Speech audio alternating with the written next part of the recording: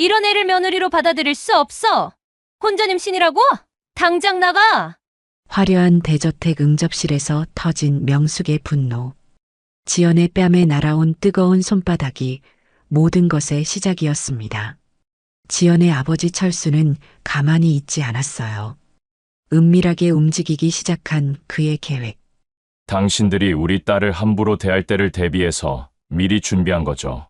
과연 철수의 완벽한 복수는 어떻게 이루어졌을까요?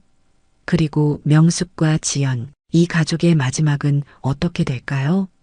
영상 시청 전 구독과 좋아요 눌러주세요. 영상을 제작하는데 큰 힘이 됩니다.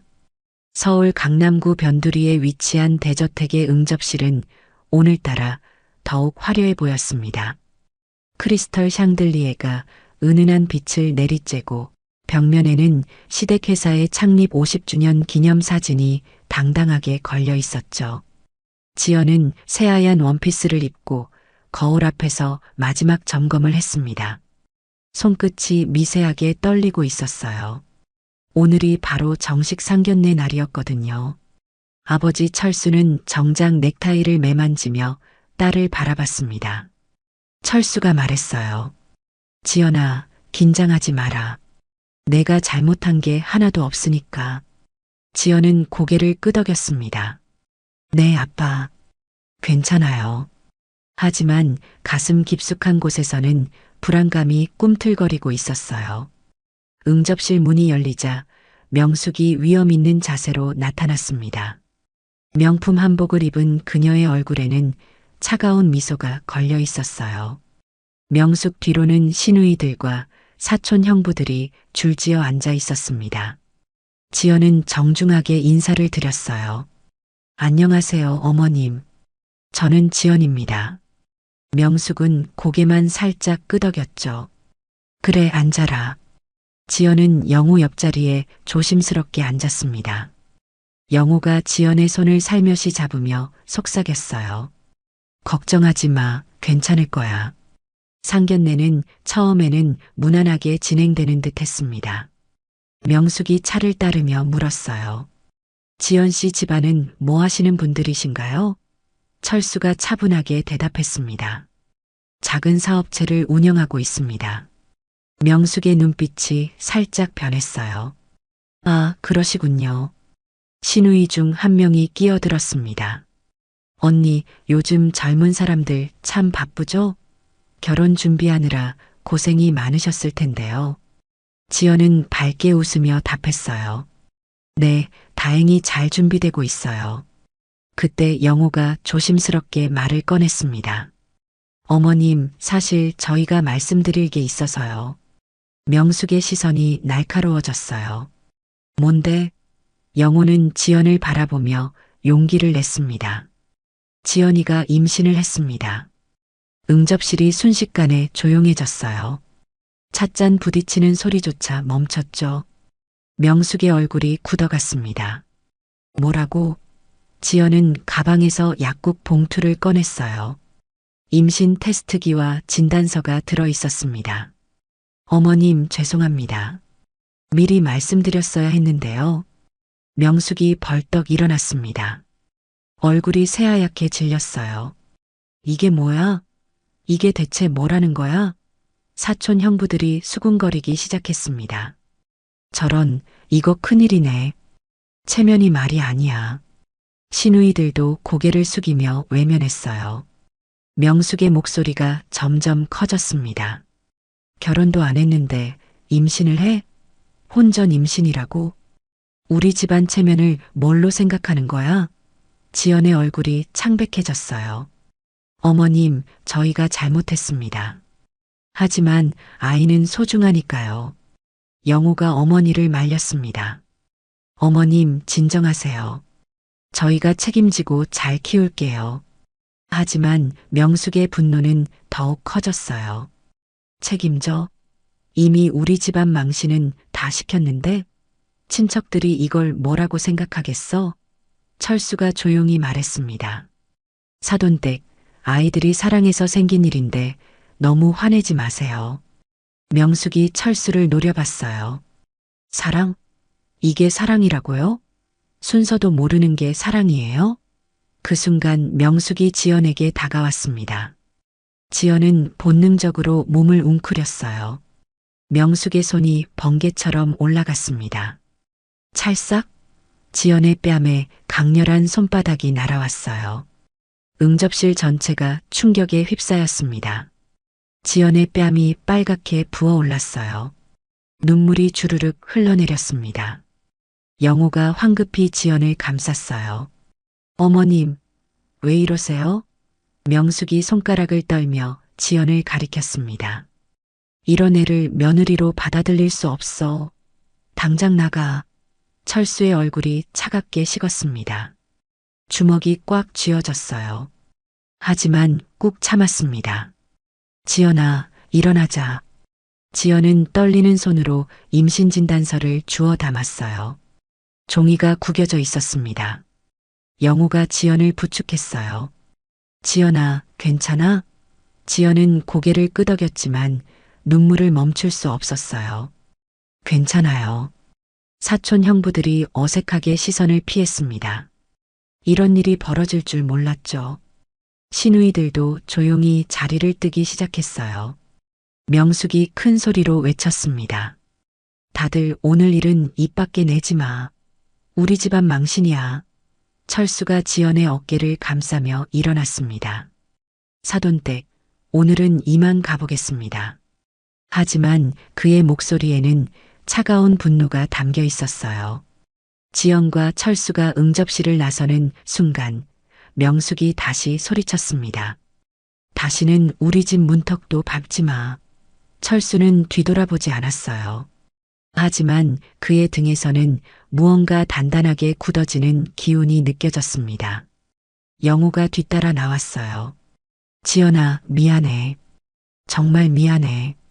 지연은 영호의 손을 뿌리쳤습니다. 지금은 혼자 있고 싶어요. 차 안에서 철수는 운전대를 꽉 잡았습니다. 지연이 조용히 물었어요. 아빠, 저 정말 잘못한 걸까요? 철수가 백미러로 딸을 바라봤습니다. 지연아, 너는 아무 잘못이 없다. 철수의 눈빛에는 결심이 서려 있었어요. 사돈댁이 오늘 한 일은 반드시 대가를 치르게 될 거야. 지연은 아빠의 목소리에서 평소와 다른 무언가를 느꼈습니다. 창밖으로 스쳐 지나가는 풍경을 바라보며 가슴 깊은 곳에서 복잡한 감정들이 소용돌이쳤어요. 뱃속의 아이가 꿈틀거리는 것 같았습니다. 상견례가 끝난 다음 날 아침, 철수는 평소보다 일찍 일어났습니다. 거울 속 자신의 얼굴을 바라보며 깊은 한숨을 내쉬었어요. 어제 명숙이 지연의 뺨을 때리던 장면이 계속 머릿속을 맴돌았습니다. 철수는 휴대폰을 꺼내 오래된 연락처를 찾았어요. 김 기자, 지방신문사에서 20년째 일하고 있는 후배였습니다. 철수가 전화를 걸었어요. 기자야, 나야. 철수 형이에요.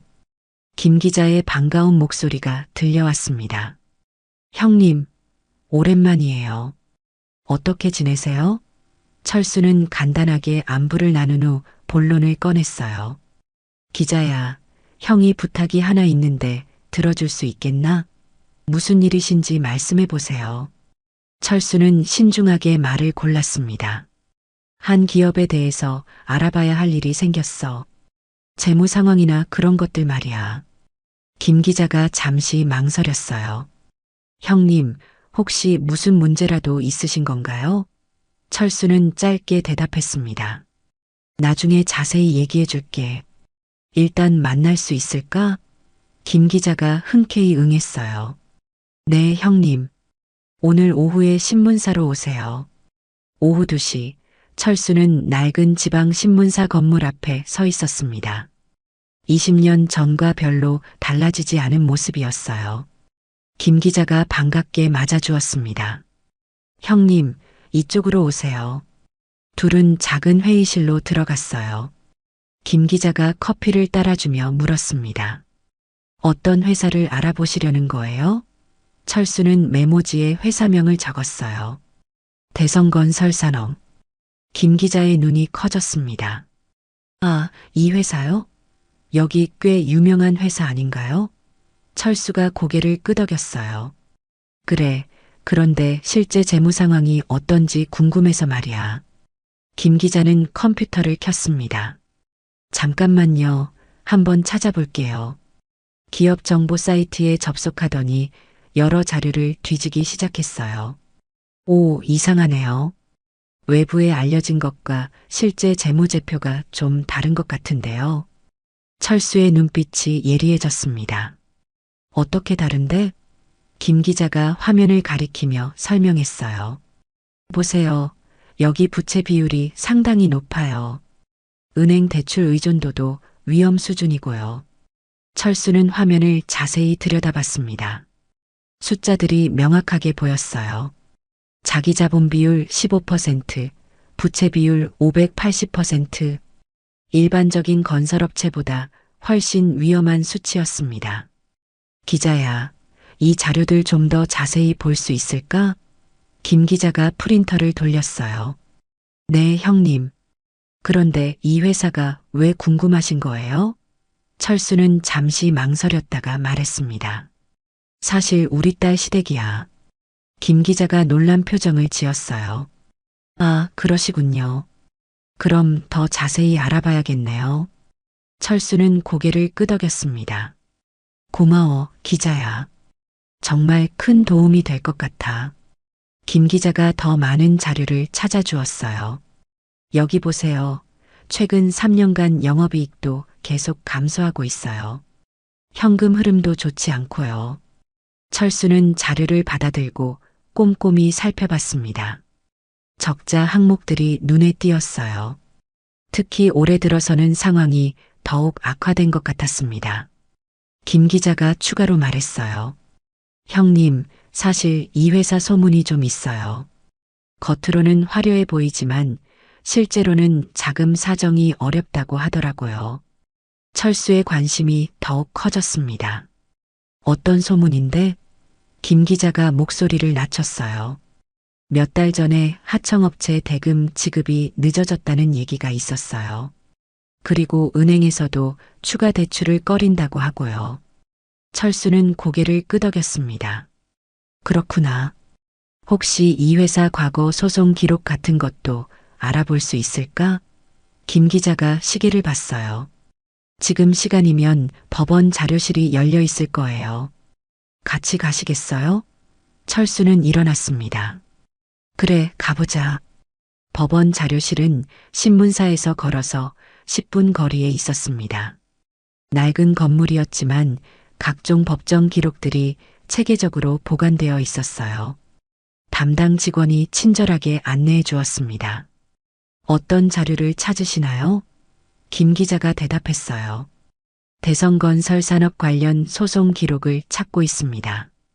직원이 컴퓨터를 검색했어요. 아, 꽤 많네요. 최근 5년간만 해도 10건 이상 있어요. 철수와 김 기자는 서로 눈을 마주쳤습니다. 그렇게 많아요? 직원이 파일들을 가져왔어요. 대부분 공사 대금 미지급 관련이네요. 몇 건은 아직 재판이 진행 중이고요. 철수는 파일들을 하나씩 열어봤습니다. 하청업체들이 대금을 받지 못해 소송을 낸 것들이었어요. 금액도 상당했습니다. 김 기자가 속삭였어요. 형님, 이거 정말 심각한 것 같은데요. 철수는 조용히 고개를 끄덕였습니다.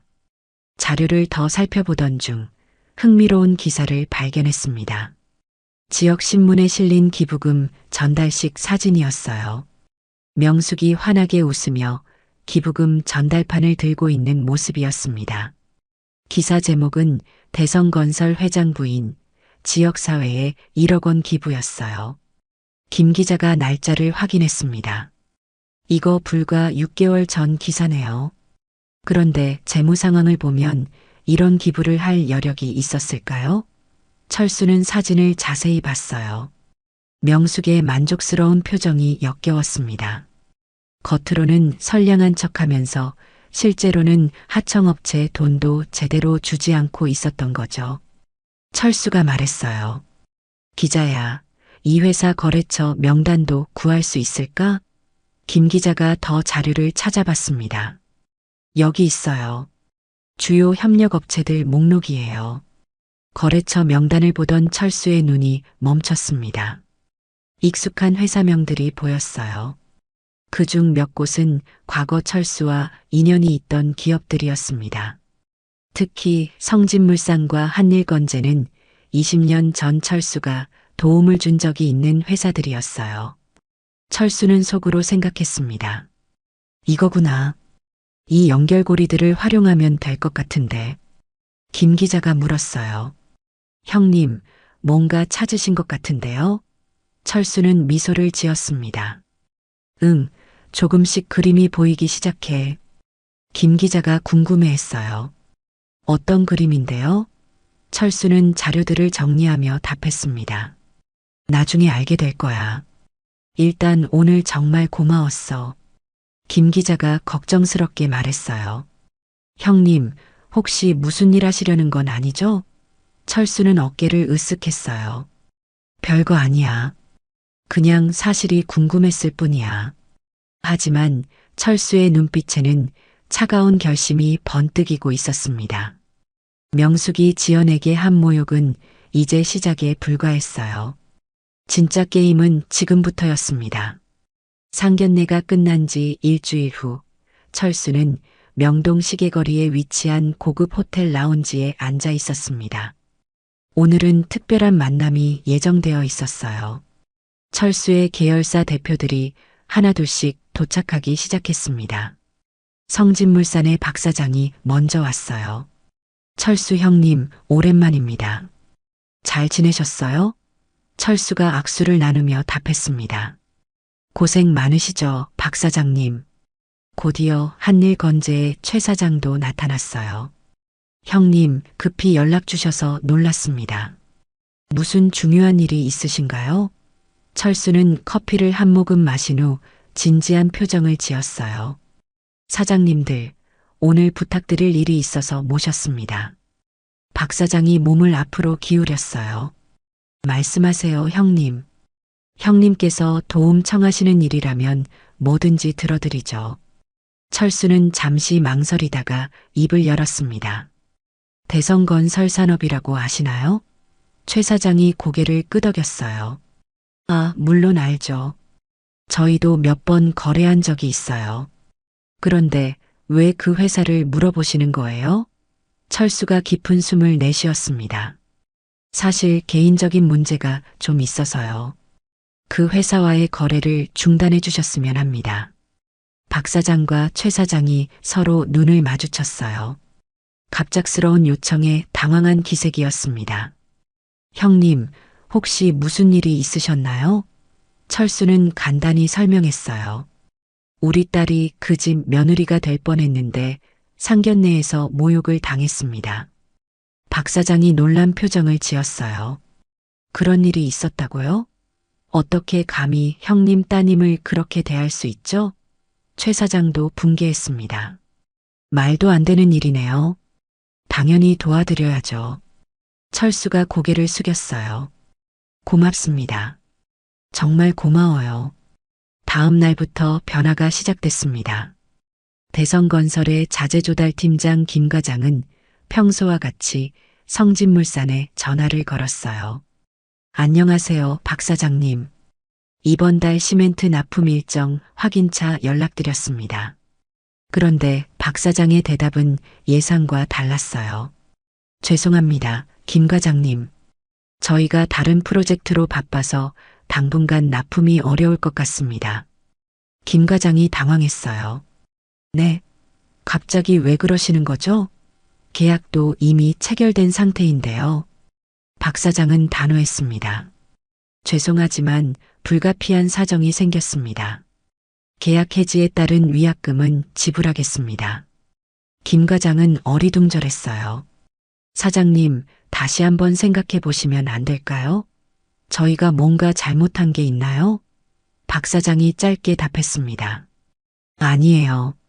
그냥 저희 사정입니다. 이해해 주세요. 한일건재에서도 비슷한 일이 벌어졌습니다. 대성건설 구매팀의 이대리가 전화를 했어요. 최 사장님, 안녕하세요. 다음 주 철근 납품건으로 연락드렸는데요. 최 사장의 목소리는 차가웠어요. 이대리님, 죄송한데 저희가 당분간 대성건설과는 거래를 중단하기로 했습니다. 이대리가 놀랐어요. 갑자기 무슨 말씀이세요? 지금까지 잘 거래해 왔는데요. 최 사장은 설명하지 않았어요. 다른 업체를 알아보시기 바랍니다. 이대리는 당황해서 물었어요. 혹시 저희가 실수한 게 있나요? 가격 조건이 문제라면 다시 협상할 수도 있는데요.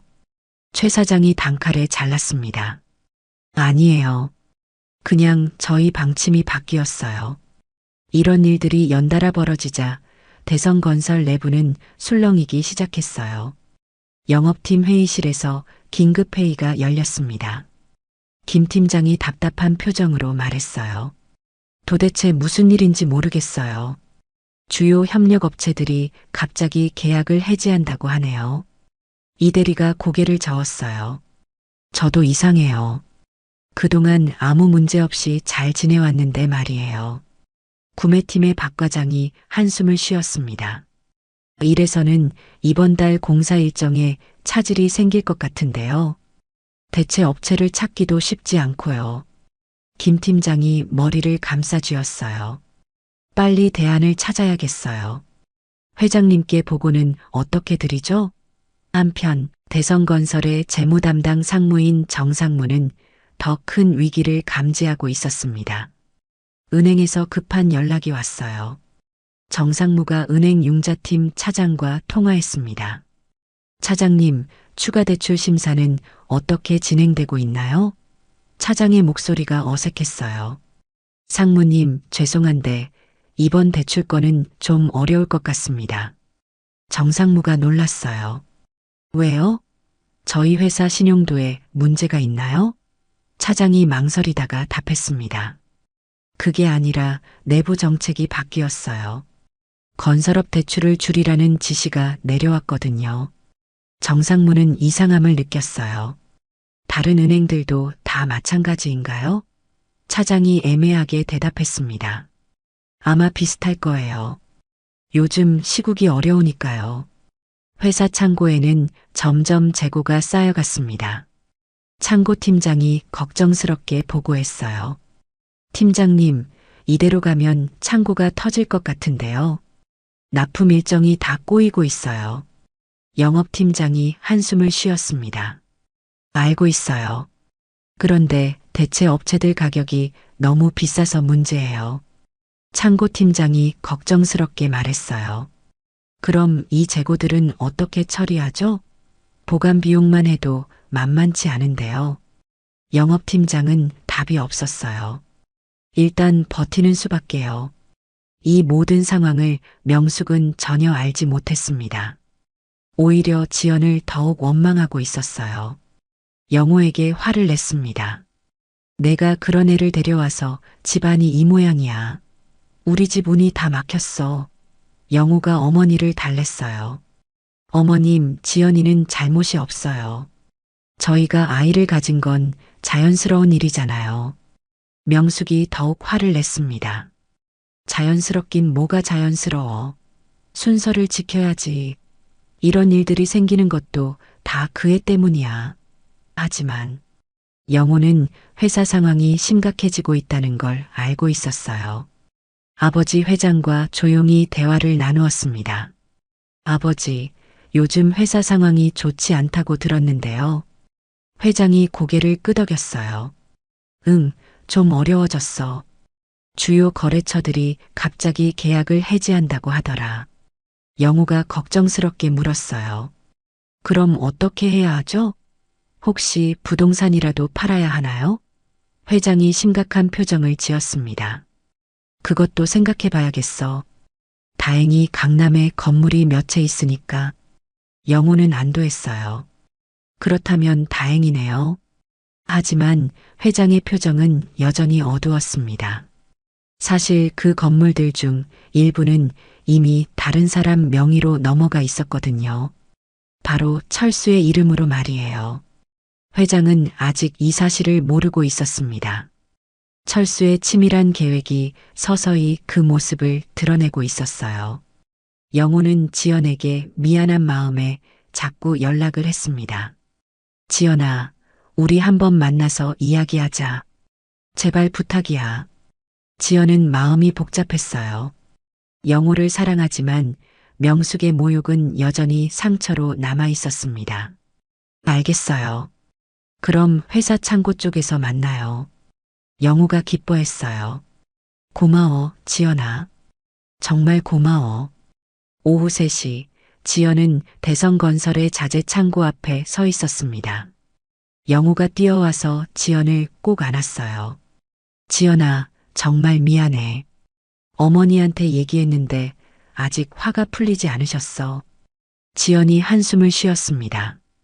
괜찮아요, 영호 씨. 시간이 지나면 나아지겠죠.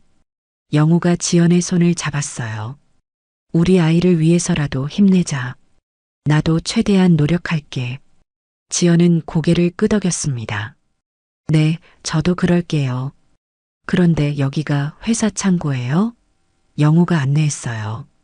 응, 자재들 보관하는 곳이야. 안 구경해 볼래? 지연이 따라갔습니다. 좋아요.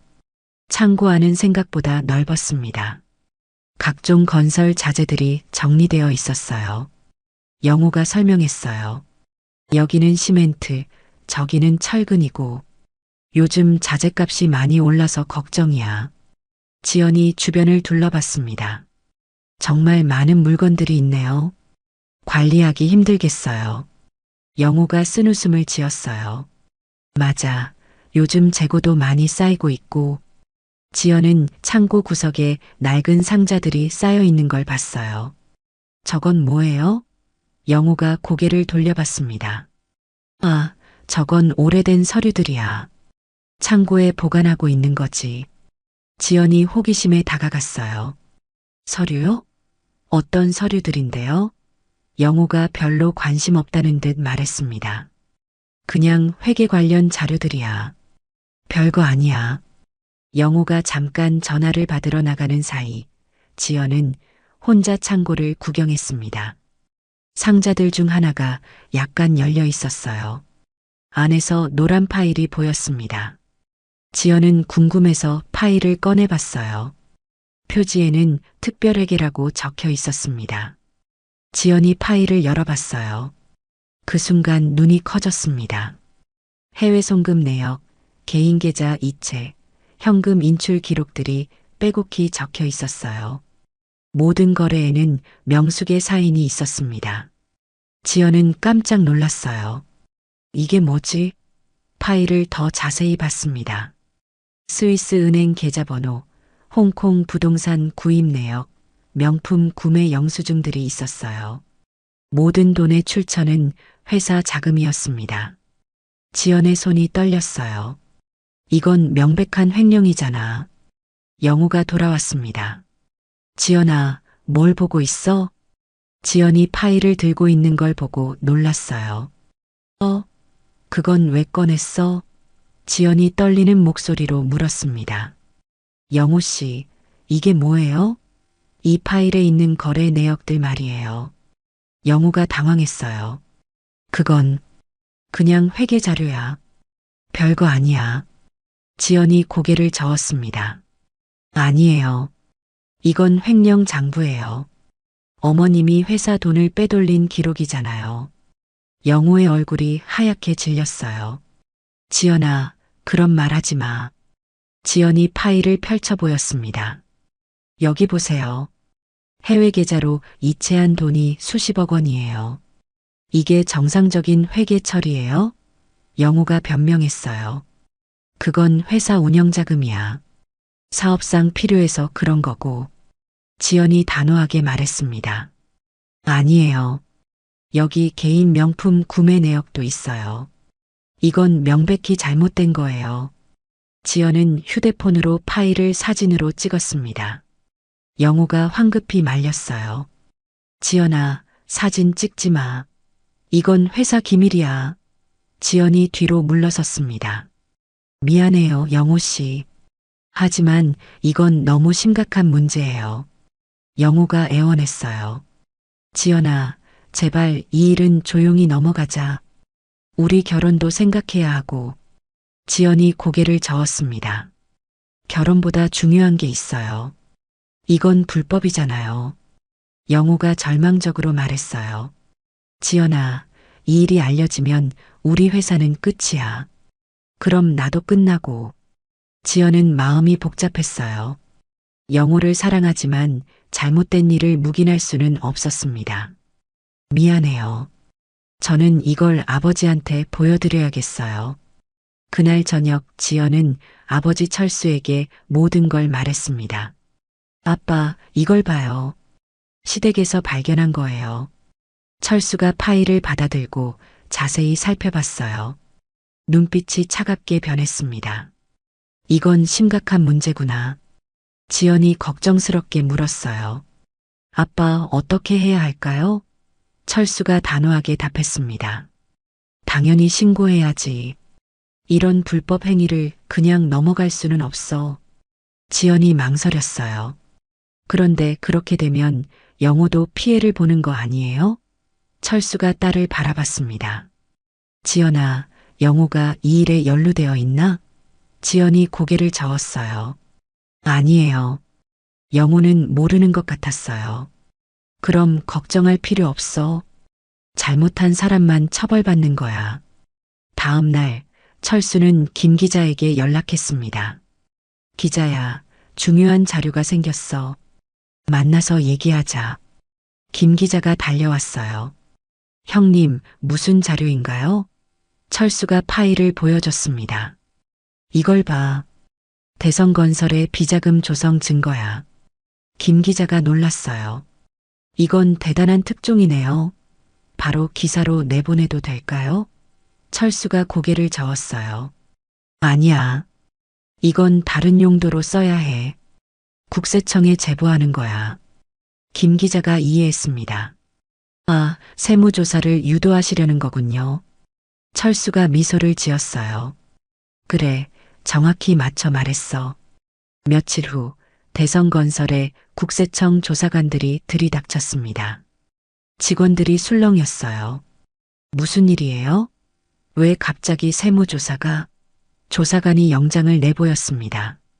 비자금 조성 의혹으로 압수수색 영장이 발부되었습니다. 협조 부탁드립니다. 회장이 황급히 나왔어요. 조사관님, 혹시 무슨 오해가 있는 게 아닌가요? 조사관이 차갑게 답했습니다. 구체적인 제보가 들어왔습니다. 회계 자료 모두 압수하겠습니다. 사무실이 아수라장이 됐어요. 직원들은 어쩔 줄 몰라 했고 벽에 걸린 창립 50주년 기념패가 떨어져 깨졌습니다. 명숙은 그 소리에 놀라 달려왔어요. 뭔 일이야? 왜 이렇게 난리야? 영호가 어머니에게 말했어요. 어머님, 세무조사예요. 비자금 조성 의혹 때문에. 명숙의 얼굴이 새하얗게 질렸습니다. 비자금이라니 말도 안 돼. 우리가 언제 그런 일을 했다고. 하지만 이미 늦었어요. 조사관들은 회계실에서 숨겨진 서류들을 모두 찾아냈습니다. 그 안에는 명숙이 거래처들과 주고받은 녹취록까지 있었어요. 뇌물수수와 관련된 대화 내용들이었습니다. 상황은 걷잡을 수 없이 커져갔어요. 세무조사가 끝난 지 한 달 후 대성건설은 법정 관리에 들어갔습니다. 서울중앙지방법원 앞에는 피해를 본 하청업체 사장들이 모여들었어요. 손에는 피켓을 들고 있었습니다. 대금 지급하라. 우리도 살아야 한다. 구호 소리가 법원 앞을 가득 메웠어요. 그 중에서도 유독 목소리가 큰 사람이 있었습니다. 성진물산의 박 사장이었어요. 대성건설은 우리한테 15억을 갚아야 해. 더 이상 못 참겠다. 박 사장 옆에는 한일건재의 최 사장도 서 있었어요. 맞습니다. 우리가 얼마나 고생했는지 아세요? 이제 정의를 실현해야 합니다. 다른 하청업체 사장들이 궁금해했어요. 박 사장님, 최 사장님께서 왜 이렇게 적극적으로 나서시는 거예요? 박 사장이 단호하게 답했습니다. 우리가 당한 피해가 얼마나 큰지 아십니까? 이런 불법적인 회사는 반드시 망해야 해요. 최 사장도 거들었어요. 그렇습니다. 정의가 승리해야죠. 사실 박 사장과 최 사장은 철수의 부탁을 받고 의도적으로 시위를 주도하고 있었어요. 과거 철수가 도움을 준 은혜를 갚는 차원이었습니다. 법원 내부에서는 채권자 집회가 열리고 있었습니다. 판사가 엄숙하게 말했어요. 대성건설산업 주식회사의 법정관리 개시를 결정합니다. 회사의 모든 자산은 관리인의 통제하에 놓이게 됩니다. 방청석에 앉아있던 명숙의 얼굴이 창백해졌어요. 이럴 수가 없어. 우리 회사가 이렇게 될 리가 없다고. 영호가 어머니의 손을 잡았습니다. 어머님, 진정하세요. 아직 끝난 게 아니에요. 하지만 명숙은 현실을 받아들일 수 없었어요. 이건 다 누군가의 음모야. 우리를 함정에 빠뜨린 거라고. 관리인이 서류를 읽어 내려갔습니다. 횡령 및 배임 혐의로 수사가 진행 중이며 비자금 조성 규모는 총 200억 원으로 추정됩니다. 명숙이 벌떡 일어났어요. 거짓말이야. 나는 그런 일 한 적 없어. 판사가 정숙을 요구했습니다. 방청인은 조용히 해주시기 바랍니다. 명숙은 주저앉으며 흐느꼈어요. 이럴 수가 없어. 정말 이럴 수가 없다고. 법원을 나서는 명숙을 기자들이 둘러쌌습니다. 회장 부인님, 한 말씀 해주세요. 횡령 혐의에 대해 어떻게 생각하시나요? 명숙은 고개를 푹 숙이고 빠르게 걸었어요. 아무 말도 하지 않았습니다. 기자들이 계속 따라왔어요. 부인님, 피해자들에게 사과하실 의향은 없으신가요? 명숙이 차에 타려는 순간 한 기자가 마이크를 들이댔습니다. 하청업체들이 파산 위기에 몰렸는데 어떻게 생각하시나요? 명숙이 드디어 입을 열었어요. 나는 아무것도 모른다. 다 억울한 일이야. 그리고는 차 문을 세게 닫아버렸습니다. 기자들은 그 모습을 놓치지 않고 촬영했어요. 저녁 뉴스에서는 명숙의 모습이 그대로 방송됐습니다. 앵커가 말했어요. 대성건설 회장 부인 명숙 씨는 취재진의 질문에 제대로 답변하지 않은 채 자리를 피했습니다. 명숙은 텔레비전을 보며 절망했어요. 내가 이렇게 망신을 당하다니. 영호는 지연에게 간절히 매달렸습니다. 지연아, 제발 한 번만 봐줘. 나는 정말 몰랐어. 어머니가 그런 일을 할 줄 몰랐다고. 지연은 차갑게 대답했어요. 몰랐다고 해서 책임이 없어지는 건 아니에요. 영호가 무릎을 꿇었습니다. 지연아, 우리 아이 때문에라도 다시 한번 기회를 줘. 나는 정말 잘못이 없어. 지연이 고개를 저었어요. 영호 씨, 지금은 시간이 필요해요. 이 모든 일이 정리될 때까지는 만나지 맙시다. 영호가 절망했어요. 그럼 우리 아이는 어떻게 해? 나는 아버지가 될 자격도 없는 거야? 지연의 목소리는 단호했습니다. 아이는 제가 잘 키울 거예요. 걱정하지 마세요. 영호가 마지막으로 애원했어요. 지연아, 정말 이게 끝인 거야? 우리가 사랑했던 것도 다 거짓이었어? 지연이 잠시 망설였지만 결심을 굳혔어요. 사랑은 진짜였어요. 하지만 지금은 현실을 받아들여야 할 때예요.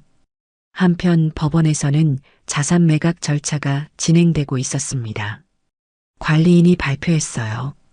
대성건설의 모든 부동산과 설비를 공개 경매에 붙이겠습니다. 회장이 절망적으로 물었어요. 강남에 있는 건물들도 다 팔아야 하나요? 관리인이 냉정하게 답했습니다. 네, 채권자들에게 변제하기 위해서는 모든 자산을 처분해야 합니다. 회장이 한숨을 쉬었어요. 40년 동안 쌓아온 게 하루아침에 사라지는군요. 관리인이 서류를 확인했습니다. 그런데 이상한 점이 있네요. 일부 부동산이 이미 다른 명의로 이전되어 있습니다. 회장이 놀랐어요. 무슨 말씀이세요? 우리 건물들이 언제 이전됐다는 거죠? 관리인이 서류를 보여줬어요. 여기 보시면 철수라는 분 명의로 되어 있네요. 언제 이런 계약을 하셨나요? 회장의 얼굴이 하얗게 질렸어요. 철수? 그게 누구죠? 그때 회장은 철수가 지연의 아버지라는 걸 깨달았습니다. 설마 이 모든 게 계획된 일이었나? 관리인이 확인했어요. 이 계약서들이 모두 합법적으로 처리되어 있습니다. 더 이상 회사 자산이 아니네요.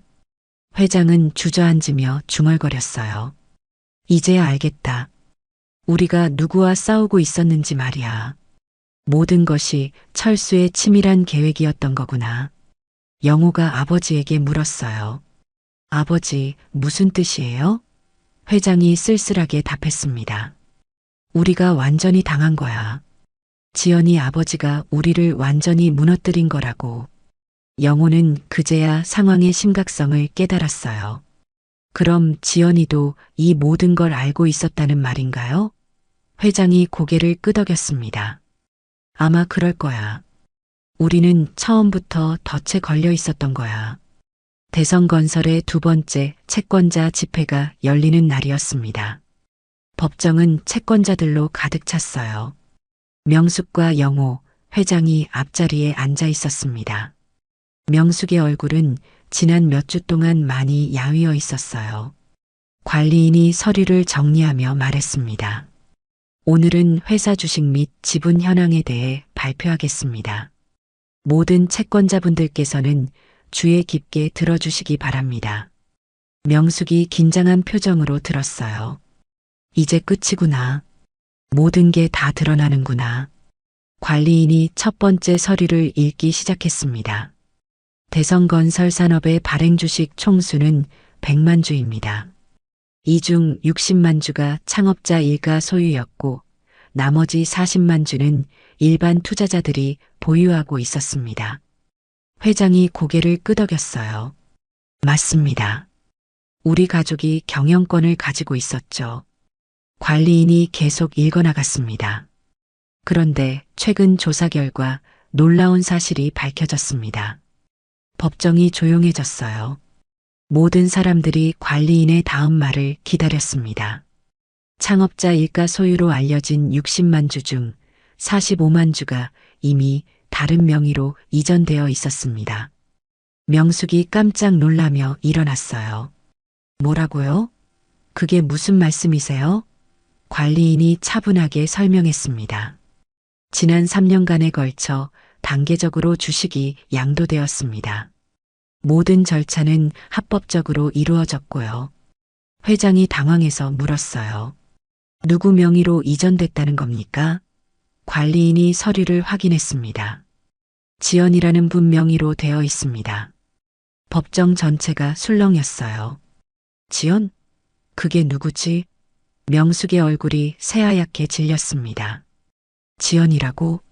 설마 그 지연이? 관리인이 다시 확인했어요. 네, 맞습니다. 지연 씨가 현재 대성건설의 최대 주주입니다. 지분율로는 45%에 해당합니다. 그 순간 법정 뒤쪽 문이 열리며 철수와 지연이 들어왔습니다. 모든 사람들의 시선이 그들에게 집중됐어요. 명숙이 떨리는 목소리로 소리쳤습니다. 당신들이 뭐하러 여기 와? 철수가 침착하게 답했어요. 주주총회에 참석하러 왔습니다. 지연이 최대 주주니까요. 영호가 믿을 수 없다는 표정을 지었어요. 지연아, 이게 무슨 일이야? 너희가 우리 회사 주식을 가지고 있다고? 지연이 차분하게 대답했습니다. 네, 영호 씨. 제가 이 회사의 최대 주주입니다. 관리인이 서류를 들고 설명했어요.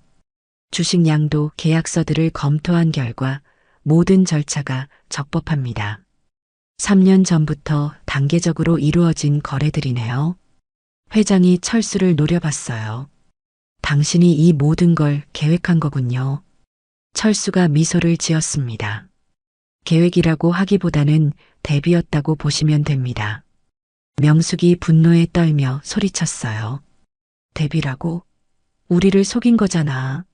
철수가 냉정하게 답했습니다. 속인 게 아닙니다. 모든 게 합법적인 거래였어요. 당신들이 우리 딸을 함부로 대할 때를 대비해서 미리 준비한 거죠. 관리인이 계속 발표했습니다.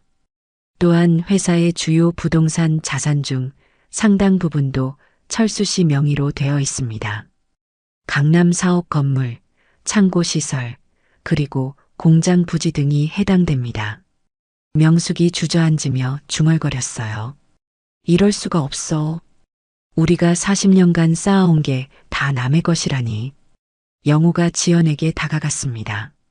지연아, 정말 이 모든 걸 알고 있었어? 우리가 만난 것도 계획이었던 거야? 지연이 고개를 저었어요. 아니에요, 영호 씨. 만난 건 우연이었어요. 사랑도 진짜였고요. 하지만 아버지의 준비는 그 전부터 있었던 거예요. 철수가 설명했습니다. 처음에는 단순히 투자 차원에서 시작했어요. 그런데 딸이 이 집안 며느리가 된다고 하니까 더 신중하게 준비하게 된 거죠. 혹시 모를 상황에 대비해서 말입니다. 관리인이 마지막 발표를 했어요. 따라서 현재 상황에서는 지연 씨가 회사 재건 방향을 결정할 권한을 가지고 있습니다. 채권자 여러분들의 이해관계도 지연 씨의 결정에 따라 좌우될 것 같습니다. 하청업체 사장들이 웅성거렸어요. 그럼 우리 돈은 받을 수 있는 건가요? 지연이 일어서서 말했습니다. 네, 피해를 입으신 모든 분들께 합당한 보상을 해드리겠습니다. 회사를 새롭게 정비해서 정상적으로 운영할 계획입니다. 박 사장이 박수를 쳤어요. 역시 믿을 만한 분이군요. 최 사장도 거들었습니다. 이제야 제대로 된 경영자를 만났네요. 하청업체 사장들이 안도의 한숨을 쉬었어요. 다행이다. 이제 우리 돈도 받을 수 있겠구나. 명숙이 벌떡 일어나서 지연에게 소리쳤습니다. 당신이 뭔데 우리 회사를 가져가려 해? 당신 같은 애가 감히. 지연이 차분하게 답했어요. 어머님, 저는 이제 이 회사의 소유주입니다. 법적으로 정당한 권리를 행사하는 거예요. 명숙이 더욱 화를 냈습니다. 법적으로? 이건 사기야. 음모라고. 철수가 단호하게 말했습니다. 사기가 아닙니다. 당신들이 우리 딸에게 한 모욕에 대한 정당한 대가입니다. 영호가 절망적으로 말했어요. 그럼 나는 어떻게 되는 거야? 내 아이의 아버지로서 권리는 없는 거야? 지연이 영호를 바라봤습니다. 영호 씨, 아이의 아버지로서 권리는 당연히 있어요. 하지만 회사 경영과는 별개의 문제죠. 관리인이 정리했어요. 그럼 오늘 회의는 여기서 마치겠습니다. 새로운 경영진 구성은 지연 씨가 결정하시면 됩니다. 명숙이 쓰러질 듯 비틀거렸어요. 영호가 급히 어머니를 부축했습니다. 어머님, 괜찮으세요? 명숙이 마지막으로 지연을 노려봤어요. 당신들을 절대 용서하지 않을 거야. 절대로. 그리고는 영호의 부축을 받으며 법정을 나갔습니다. 철수가 지연의 어깨에 손을 얹었어요. 수고했다, 딸아. 이제 새로운 시작이야. 지연이 복잡한 표정을 지었습니다. 네, 아빠. 하지만 마음이 편하지는 않아요. 철수가 이해한다는 듯 고개를 끄덕였어요. 당연하지. 하지만 이게 옳은 길이야. 잘못된 사람들이 제대로 된 대가를 치르는 거니까. 법정에서 모든 것을 잃은 명숙은 그날 밤 쓰러졌습니다. 극도의 스트레스와 충격으로 혈압이 급상승했어요. 영호가 119에 신고해서 응급실로 실려갔습니다. 의사가 진단했어요. 급성 스트레스 반응이에요. 며칠간 입원 치료가 필요할 것 같습니다. 영호가 걱정스럽게 물었어요. 생명에는 지장이 없나요? 의사가 고개를 끄덕였습니다. 다행히 큰 문제는 없어요. 하지만 정신적 충격이 상당하니 안정을 취해야 합니다. 명숙은 병원 6인실에 입원했어요. 예전 같으면 특시를 썼겠지만 이제는 그럴 여력이 없었습니다. 창가 쪽 침대에 누워 천장을 바라보며 지난 일들을 떠올렸어요. 불과 몇 달 전만 해도 대성건설 회장 부인으로 떵떵거리며 살았는데 이제는 모든 것을 잃고 병원 침대에 누워 있다니. 명숙의 눈에서 눈물이 흘러내렸습니다. 옆 침대의 할머니가 걱정스럽게 물었어요. 아가씨, 괜찮아요? 명숙은 대답하지 않았어요. 괜찮을 리가 없었으니까요. 사흘째 되는 날 영호가 꽃다발을 들고 왔습니다. 어머님, 기분이 좀 나아지셨어요? 꽃다발은 마트에서 산 저렴한 것이었어요. 예전에 명숙이 좋아하던 수입 장미와는 차원이 달랐습니다. 명숙이 꽃다발을 바라보며 쓸쓸하게 말했어요. 이제 이런 꽃도 사치구나. 영호가 미안해했어요. 어머님, 죄송해요. 요즘 형편이 어려워서. 명숙이 아들의 손을 잡았습니다. 내 잘못이 아니야. 다 내 잘못이지. 그때 병실 문이 열리며 지연이 들어왔습니다. 명숙이 깜짝 놀라며 몸을 일으켰어요. 너는 왜 여기 와? 지연은 차분한 표정으로 대답했습니다. 문병을 왔어요. 어머님 몸은 괜찮으신지요? 명숙이 비꼬듯 말했어요. 걱정되어서 온 거야? 아니면 승리를 확인하러 온 거야? 지연이 병상 옆 의자에 앉았습니다. 어머님, 저는 누구를 이기고 싶어 한 적이 없어요. 그냥 존중받고 싶었을 뿐이에요. 명숙이 고개를 돌렸어요. 존중이라니. 이제 와서 무슨 소리야. 지연은 가방에서 서류 봉투를 꺼냈습니다. 어머님, 이건 비자금 장부의 사본이에요. 명숙의 얼굴이 굳어졌어요. 그걸 왜 갖고 와? 지연이 서류를 침대 위에 놓았습니다.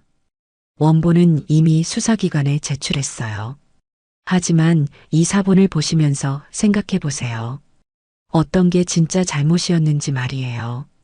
명숙이 떨리는 손으로 서류를 펼쳐봤어요. 자신의 사인이 적힌 수많은 거래 내역들이 보였습니다. 스위스 은행 계좌, 명품 구매, 해외 부동산 투자, 모든 게 회사 돈으로 이루어진 일들이었어요. 명숙의 목소리가 작아졌습니다.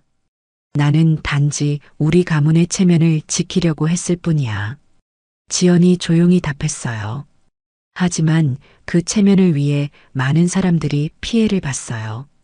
하청업체들, 직원들, 그리고 저까지도요. 영호가 지연에게 다가갔습니다. 지연아, 우리 이야기 좀 할 수 있을까? 지연이 고개를 끄덕였어요. 네, 영호 씨. 영호는 주머니에서 초음파 사진을 꺼냈습니다. 이거 봐줄래?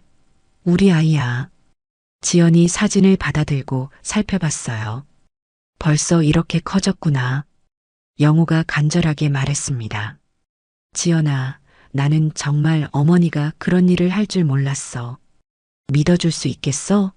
지연이 잠시 망설였어요. 믿고 싶어요, 영호 씨. 하지만 시간이 필요해요. 영호가 무릎을 꿇었습니다. 지연아, 제발 한 번만 기회를 줘. 나는 변할 거야. 우리 아이를 위해서라도. 지연이 영호를 일으켰어요. 일어나세요. 아이 아버지가 이러시면 안 돼요. 명숙이 두 사람의 대화를 들으며 눈물을 흘렸습니다. 내가 이 모든 일의 시작이었구나. 내 욕심과 오만 때문에 가족이 이렇게 된 거야.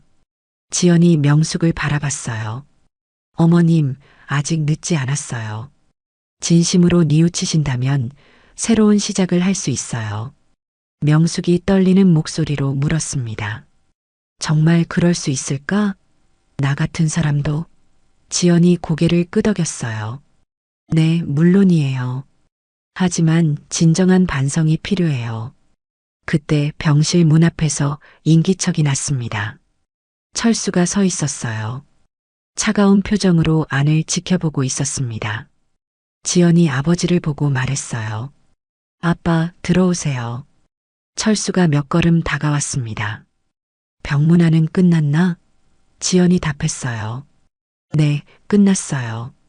철수가 명숙을 내려다봤습니다. 이제 모든 걸 깨달으셨겠죠? 명숙이 고개를 숙였어요. 네, 제가 잘못했습니다. 정말 죄송해요. 철수의 표정이 조금 누그러졌어요. 사과는 우리에게 하는 게 아닙니다. 피해를 본 모든 사람들에게 해야죠. 영호가 초음파 사진을 명숙에게 보여줬습니다. 어머님, 이거 보세요. 우리 아이예요. 어머님의 첫 손자고요. 명숙이 사진을 받아들고 자세히 봤어요. 작은 생명이 꿈틀거리는 모습이 보였습니다. 지연이 영호에게 말했어요. 영호 씨, 태아 심음 들려드릴게요. 핸드폰으로 녹음해 둔 게 있어요. 지연이 핸드폰을 켰습니다. 또닥또닥또닥. 힘찬 심장 소리가 병실에 울려 퍼졌어요. 명숙의 눈이 커졌습니다. 이게 우리 손자의 심장 소리구나. 명숙에 굳어있던 마음이 조금씩 녹기 시작했어요. 눈물이 주르륵 흘러내렸습니다. 미안해, 손자야. 할머니가 정말 미안해. 지연이 명숙의 손을 잡았어요. 어머님, 아이는 모든 걸 용서할 거예요. 새로운 시작을 해봐요. 명숙이 지연의 손을 꼭 잡았습니다. 지연아, 정말 미안했어. 내가 너무 어리석었어. 철수가 딸을 바라보며 물었어요. 지연아, 내 마음은 어떠냐? 지연이 잠시 생각하더니 답했어요. 아빠, 저는 용서하고 싶어요. 아이를 위해서라도요. 철수가 고개를 끄덕였어요. 내 결정을 존중한다. 하지만 다시는 이런 일이 없어야 한다.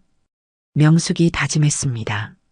네, 정말 다시는 이런 일 없을 거예요. 손자의 심장 소리를 들으니 모든 게 달리 보이네요. 영우가 기뻐했어요. 어머님, 정말요? 그럼 우리 다시 가족이 될 수 있는 거예요? 지연이 미소를 지었습니다. 천천히 해봐요. 시간이 많이 필요할 거예요. 6개월 후 지연과 영호는 강남의 새로운 아파트에서 함께 살고 있었습니다. 넓은 거실에는 아기 용품들이 가득했어요. 지연의 배는 이제 많이 불러 있었습니다. 영호가 지연의 배를 쓰다듬으며 말했어요. 이제 곧 태어날 것 같네. 설레요. 지연이 미소를 지었습니다. 네, 저도 기대돼요. 우리 아이가 어떤 모습일까요? 영호가 지연의 손을 잡았어요. 지연아, 정말 고마워. 나를 다시 믿어줘서. 지연이 고개를 끄덕였습니다. 영호 씨도 많이 변했어요. 예전과는 완전히 달라졌죠. 영호는 지난 몇 달 동안 새로운 사람이 되었어요. 어머니의 잘못을 되풀이하지 않겠다고 다짐하며 지연을 보살폈습니다. 병원 검진도 빠짐없이 함께 다녔고 출산 준비도 꼼꼼히 챙겼어요. 지연이 영호를 바라보며 말했어요. 앞으로도 이런 마음 잃지 마세요. 우리 아이가 자랑스러워할 아버지가 되어주세요. 영호가 진지하게 답했습니다. 약속해. 절대 잊지 않을게. 한편 새롭게 출발한 대성건설은 지연의 경영하에 완전히 달라졌습니다. 회사 이름도 신성건설로 바뀌었어요. 지연이 대표이사로 취임한 후 가장 먼저 한 일은 피해를 본 하청업체들에게 정당한 대금을 지급하는 것이었습니다. 성진물산의 박 사장이 신성건설 사무실을 찾아왔어요. 지연 대표님, 정말 고맙습니다. 15억 원을 모두 받을 수 있을 줄 몰랐어요. 지연이 정중하게 인사했습니다. 당연히 드려야 할 돈이었어요. 앞으로도 좋은 파트너로 지내길 바랍니다. 한일건재의 최 사장도 와서 인사했어요. 대표님, 새로운 프로젝트 제안서를 가져왔습니다. 함께 일하고 싶어요. 지연이 제안서를 받으며 말했습니다. 검토해보고 연락드릴게요. 서로 윈윈할 수 있는 방향으로 가면 좋겠어요. 회사 분위기도 완전히 바뀌었어요. 예전에 권위적이고 폐쇄적인 문화 대신 소통과 협력을 중시하는 문화가 자리 잡았습니다. 직원들의 만족도도 크게 향상됐어요. 김 팀장이 동료들에게 말했습니다. 이제야 제대로 된 회사에서 일하는 기분이야. 대표님이 정말 멋지셔. 이 대리도 동의했어요. 맞아요. 예전과는 천지 차이예요. 일하는 보람도 느껴지고요. 명숙은 충청도의 작은 시골 마을로 내려갔습니다. 조용한 농촌 마을에서 새로운 삶을 시작했어요. 작은 원룸에서 혼자 살며 마을 경로당에서 봉사활동을 했습니다. 할머니들의 식사 준비를 돕고 청소도 하고 이야기 상대도 되어드렸어요. 처음에는 서툴렀지만 점점 요령이 생겼습니다. 경로당 관리인 김할머니가 말했어요. 명숙이가 와서 경로당이 많이 밝아졌어. 고마워. 명숙이 수줍게 답했습니다. 제가 더 감사해요. 여기서 진짜 소중한 게 뭔지 배우고 있어요. 명숙은 예전에 교만하고 화려한 모습은 온데간데 없었어요. 소박한 옷을 입고 소박한 음식을 먹으며 소박하지만 의미 있는 일들을 했습니다. 가끔 영호가 아내와 함께 찾아오면 마을 할머니들이 부러워했어요. 명숙이 참 착한 딸 두었구나. 며느리도 예쁘고. 명숙이 뿌듯해했습니다. 네, 제가 복이 많아요. 아직 부족하지만 열심히 배우고 있어요. 어느 따뜻한 봄날, 지연이 드디어 출산했습니다. 건강한 아들이었어요. 병실에는 가족들이 모여들었습니다. 철수가 처음으로 손자를 안아봤어요. 작지만 생명력 넘치는 아기를 보며 감격했습니다. 참 예쁘구나. 할아버지를 닮았네. 지연이 웃으며 말했어요. 아빠, 눈은 영호 씨를 닮은 것 같은데요? 영호가 아기를 들여다보며 감탄했어요.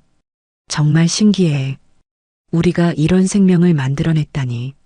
명숙도 시골에서 올라와 손자를 만났습니다.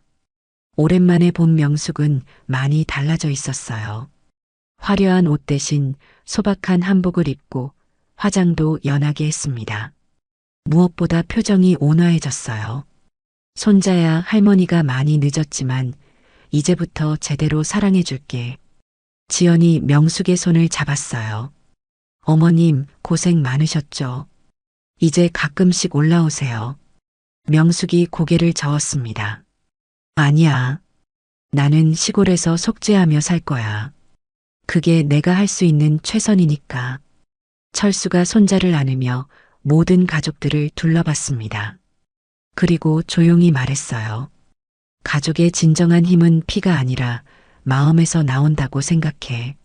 서로를 존중하고 사랑할 때 비로소 진짜 가족이 되는 거지. 영호가 고개를 끄덕였어요. 할아버지 말씀이 맞아요. 저도 이제야 깨달았어요. 지연이 아기를 내려다보며 말했습니다. 우리 아이는 진짜 사랑 속에서 자랄 거예요. 더 이상 체면이나 허영 같은 건 없이요. 명숙이 눈물을 훔쳤어요. 그래, 그렇게 키워야지. 내가 못해준 걸 너희가 해주렴. 한 달 후 신성건설의 새로운 사옥 준공식이 열렸습니다. 규모는 예전보다 작았지만 의미는 훨씬 컸어요. 정의와 신뢰를 바탕으로 한 새로운 시작이었습니다. 지연이 아기를 안고 철수와 함께 새 사옥 앞에 섰어요. 신성건설이라고 적힌 간판이 햇빛에 반짝였습니다. 기념사진을 찍자는 직원의 제안에 모두 동의했어요. 지연이 아버지 철수의 손을 꼭 잡고 서 있었습니다. 아기는 지연의 품에서 평화롭게 잠들어 있었어요. 영호도 옆에서 환하게 웃고 있었습니다. 정말 행복한 모습이었어요. 사진사가 셔터를 눌렀습니다. 찰칵, 새로운 시작을 알리는 소중한 한 장이 완성됐어요. 그런데 사진을 확인하던 사진사가 이상한 점을 발견했습니다. 간판 구석 그림자 속에 낯선 남자의 실루엣이 보였어요. 멀리서 이 광경을 지켜보고 있는 듯 했습니다. 사진사가 고개를 갸우뚱했어요. 저 사람은 누구지? 하지만 다시 보려고 했을 때는 이미 그 그림자는 사라져 있었습니다. 철수는 그 순간 등골이 서늘해지는 느낌을 받았어요. 설마 그 사람이 20년 전 라이벌이었던 동신그룹 회장의 실루엣이 어렴풋이 떠올랐습니다. 하지만 확신할 수는 없었어요. 지연이 아버지의 표정 변화를 눈치챘습니다. 아빠, 괜찮으세요? 철수가 미소를 지으며 답했어요. 괜찮다. 오늘은 우리 가족의 새로운 시작일이니까. 하지만 마음 한구석에는 불안감이 스며들었어요. 과연 이 평화가 계속될 수 있을까? 새로운 도전이 기다리고 있는 것은 아닐까? 그러나 지금 이 순간만큼은 모든 것이 완벽했습니다. 정의가 승리했고 가족이 다시 하나가 됐으니까요. 오늘 이야기가 좋으셨다면 구독과 댓글, 알람 설정 잊지 마시고 소중한 댓글 하나가 정말 큰 시청해 주셔서 진심으로 감사드립니다.